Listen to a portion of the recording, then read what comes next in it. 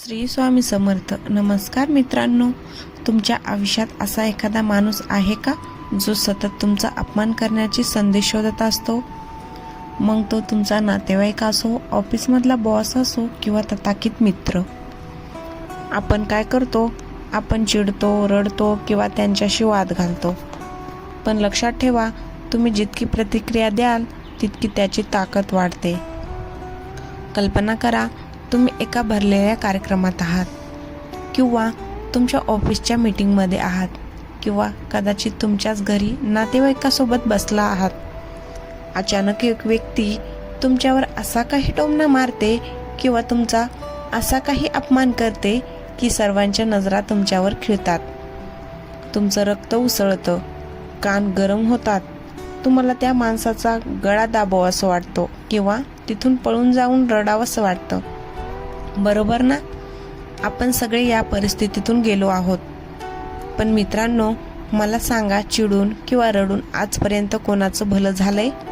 जेव्हा तुम्ही समोरच्याच्या अपमानावर चिडता तेव्हा खरं तर तुम्ही त्याला जिंकू देता, कारण त्याला हेच हवं असतं, तुमची मनशांती हिरावून घेणं.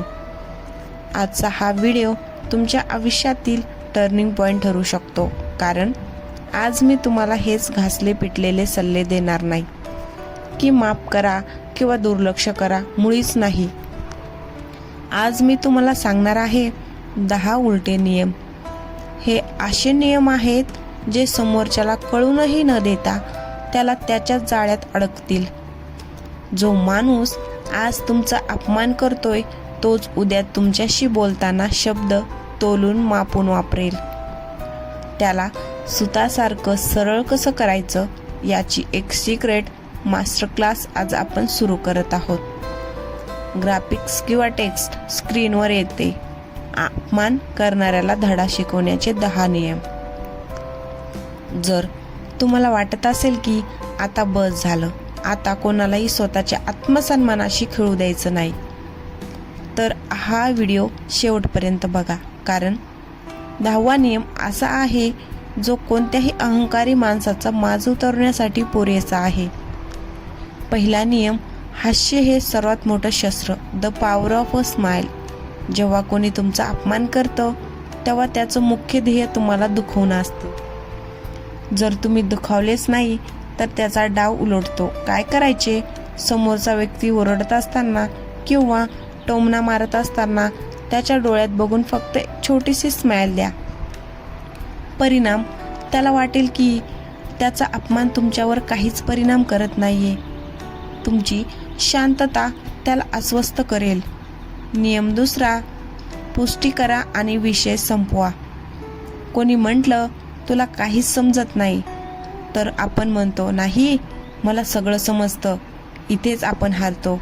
उलटा नियम, हो बरोबर आहे तुझं, मला खरंच काही समजत नाही, म्हणूनच तर मी तुझ्यासारख्या हुशार माणसासोबत बसलोय. परिणाम, जेव्हा तुम्ही त्याचा अपमान मान्य करून त्यात थोडी अतिशयोक्ती करता तेव्हा त्यांच्याकडे बोलायला शब्दच उरत नाही. नियम तिसरा, प्रश्न विचारून चेकमेट करा. अपमान करणारा माणूस स्टेटमेंट देतो, तुम्ही त्याला प्रश्न विचारा. काय करायचे? त्याने अपमान केल्यावर शांतपणे विचारा, तुला नक्की काय म्हणायचं आहे? हे बोलून तुला काय साध्य करायचं आहे? परिणाम, त्याला त्याच्या शब्दाचे स्पष्टीकरण द्यावे लागेल. स्पष्टीकरण देताना माणूस नेहमी कमजोर पडतो. नियम चौथा, प्रतिसादाला वेळ द्या. अपमान झाल्यावर लगेच उत्तर देऊ नका. 10 सेकंद शांत राहा आणि फक्त त्याच्याकडे बघत राहा. परिणाम, ही 10 सेकंदाची शांतता समोरच्यासाठी 10 तासासारखी वाटू लागते. त्याला स्वतःच्या शब्दाची लाज वाटू लागते. शांतता ही ओरडण्यापेक्षा जास्त भीतीदायक असते. नियम 5वा, लिमिट सेट करा पण प्रेमाने. सतत सहन करणं म्हणजे मोठेपणा नाही. काय करायचे?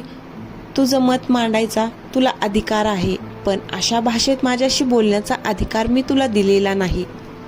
अपमान सन्मानाने बोलू शकतं, असू तरच बोलूया. परिणाम, तुम्ही तुमची व्हॅल्यू सिद्ध करता. समोरच्याला कळतं की ही व्यक्ती सॉफ्ट टार्गेट नाही. 6वा नियम, त्याच्याकडे लक्ष देणं बंद करा. काही लोकांसाठी तुमचं लक्ष, अटेन्शन हेच त्याचं इंधन असतं. उलटा नियम, तो माणूस समोर असताना फोनवर बोलणे, दुसऱ्याशी गप्पा मारणे किंवा कामात व्यस्त राहणे. त्याला असं भासवा की त्याचं अस्तित्व तुमच्यासाठी 0 आहे. परिणाम, दुर्लक्ष केल्यामुळे समोरचा इगो पूर्णपणे दुखावला जातो. नियम 7वा, कौतुकाचा बाण सोडा. हा नियम खूप मजेशीर आहे. काय करायचे? अपमान झाल्यावर म्हणा, वा किती छान निरीक्षण आहे तुझं, तुझी विचार करण्याची पद्धत खरंच वेगळी आहे. परिणाम, त्याला कळणारच नाही की तुम्ही त्याची स्तुती केली की थट्टा उडवली. तो गोंधळून जाईल. नियम 8वा, स्वतःच्या प्रगतीवर लक्ष द्या. सर्वात मोठा आणि प्रभावी नियम तत्व, तो माणूस तुमचा आज अपमान करतोय, त्याला तुमच्या यशाने उत्तर द्या. काय करायचे? तुमची ऊर्जा त्यांच्याशी भांडण्यात घालवण्यापेक्षा स्वतःचे करिअर आणि फिटनेस बनवण्यात खर्च करा. परिणाम, ज्या दिवशी तुम्ही त्यांच्यापेक्षा वरच्या पदावर असाल त्या दिवशी तो स्वतःहून तुमची हुजेगिरी करायला येईल. नियम 9वा, त्यांच्यासमोर खुश राहा. Stay happy. अपमान करण्याला तुमचं दुःख बघायचं असतं. काय करायचे? त्यांच्यासमोर जास्तीत जास्त आनंदी आणि उत्साही राहा. त्यांना असं वाटलं पाहिजे की त्याच्या कोणत्याही शब्दाचा तुमच्या आनंदावर काडीचाही परिणाम होत नाही. डिस्कनेक्ट व्हायला शिका. जर एखादी व्यक्ती सुधारायला तयारच नसेल तर तिथे राहण्यात अर्थ नाही. काय करायचे? वाद न घालता शांतपणे त्या ठिकाणाहून निघून जा. ब्लॉक करणे किंवा कट ऑफ करणे हा तुमचा अधिकार आहे. तुमची मनशांती कोणत्याही व्यक्तीपेक्षा मोठी आहे. तर मित्रांनो, हे होते ते 10 नियम. पण व्हिडिओ संपवण्यापूर्वी एक अत्यंत महत्त्वाची गोष्ट मला तुम्हाला सांगायची आहे. जेव्हा एखादी व्यक्ती तुमचा अपमान करते तेव्हा ती प्रत्यक्षात तिच्या स्वतःच्या संस्काराचं आणि तिच्या स्वतःच्या मानसिकतेचं प्रदर्शन करत असते. अपमान हातातून सुटलेल्या बाणासारखा असतो. जो सोडतो त्याच्या हातात काहीच उरत नाही, पण जो झेलतो त्याला जखम होते. म्हणूनच आजपासून तो बाण झेलणे बंद करा. लक्षात ठेवा, तुम्ही कोणी सॉफ्ट टार्गेट नाही आहात. तुम्ही कोणी पाय पुसणं नाही आहात की जो येईल तो पाय पुसून निघून जाईल. तुमची किंमत तुम्ही स्वतः ठरवता. जर तुम्ही स्वतःला हिंमत दिलीत तरच हे जग तुम्हाला किंमत देईल.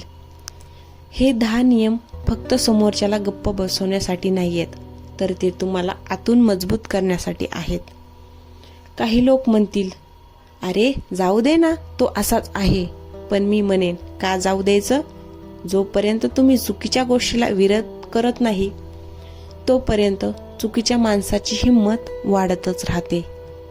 शांत राहणं ही तुमची ताकद असली पाहिजे, तुमची कमजोरी नाही.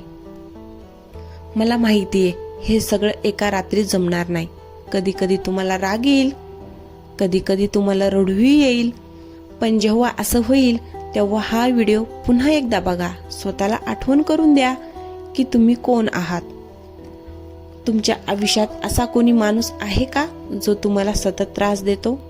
किंवा तुम्ही अशा परिस्थितीतून बाहेर पडला आहात का? तुमची गोष्ट कमेंटमध्ये नक्की शेअर करा. तुमच्या एका कमेंटमुळे एखाद्याला संकटात लढायची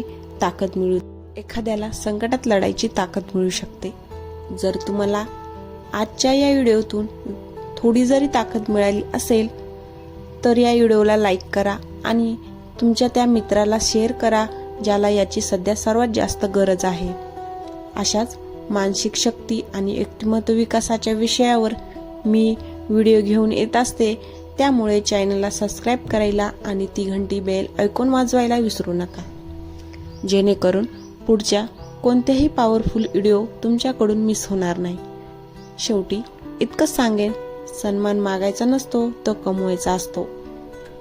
स्वतःवर काम करा, स्वतःला सिद्ध करा, मग बघा आज आपण अपमान करणारे उद्या तुमच्यासाठी टाळ्या वाजवतील. भेटूया पुढच्या व्हिडिओमध्ये. तोपर्यंत स्वतःचा स्वाभिमान जपा आणि सदैव आनंदी राहा. धन्यवाद.